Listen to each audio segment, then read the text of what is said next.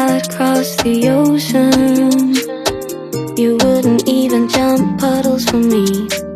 Alright guys, so we gotta start this video off by saying I made a mistake. I asked you guys the other day what I should review, and I was crossing the hairs on my ass cheeks that you wouldn't make me review Nav's latest album. But I was wrong. So here we are, about to review Nav.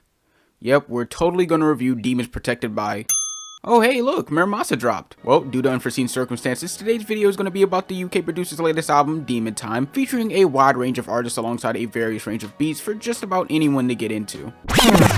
Alright, so going through this album, I can say it's pretty interesting, for a lack of better words. I mean, it has some high notes, but at the same time, there's not much from here that really stands out to me in my opinion. But for the most part, at least it's listenable. I mean, there are some creative aspects on this project that I did like, such as the remake of the 2004 song Baby Cakes from 3 of a Kind, this time featuring PinkPantheress, Lil Uzi, and Shy Girl to hop on this pop drill beat that I did enjoy, with all three of them complementing each other pretty well. There was also the track Blessing Me with Gambian rapper Pasaleu and Jamaican MC Skillabang to hop on this Afro beat sound that I thought was a pretty interesting move, although it's not my favorite from this album. But when going through the other portions of this project, it just doesn't really bring anything to the table that makes me want to put it as a top 10, with it feeling like a compilation of viral hit attempts instead of anything memorable. Tracks such as Blush, Up All Week, Prada, and the weak intro track Demon Time just feel like they're running far behind some of the higher notes on this project, such as Emotions and Tonto. And I mean, I guess it's just a thing with Mura Masa as you listen to his project since his self-titled back in 2017. It just feels like he's in a race in which he's quick enough to not be in last, but not quick enough to be in the top 3 either. But for what it's worth, I stated before, there is a little bit of something for a lot of people to get into, which I suppose is what makes this album at least somewhat enjoyable. But as for the production, it was pretty okay for the most part. I suppose the only issue to look at is the mixing on this project, which is just a little bit all over the place, or you know, you could even say a little fucking goofy.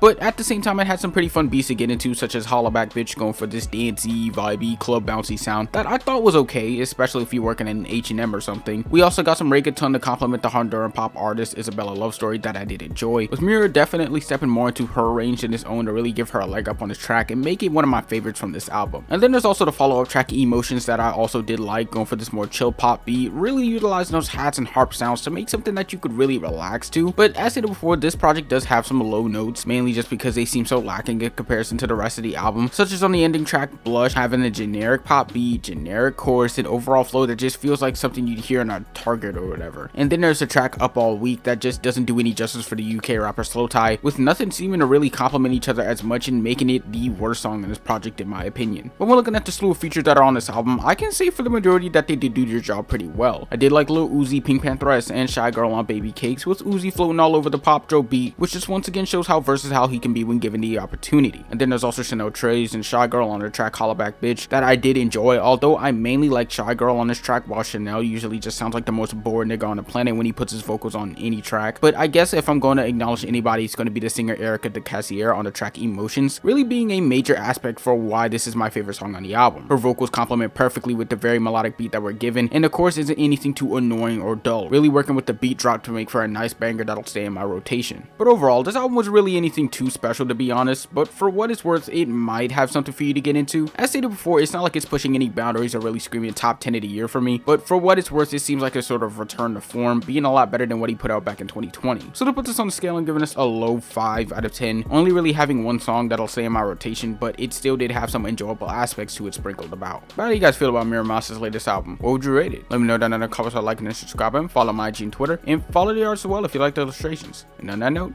I'll see you on Monday when I never ask you guys what to review again. Peace.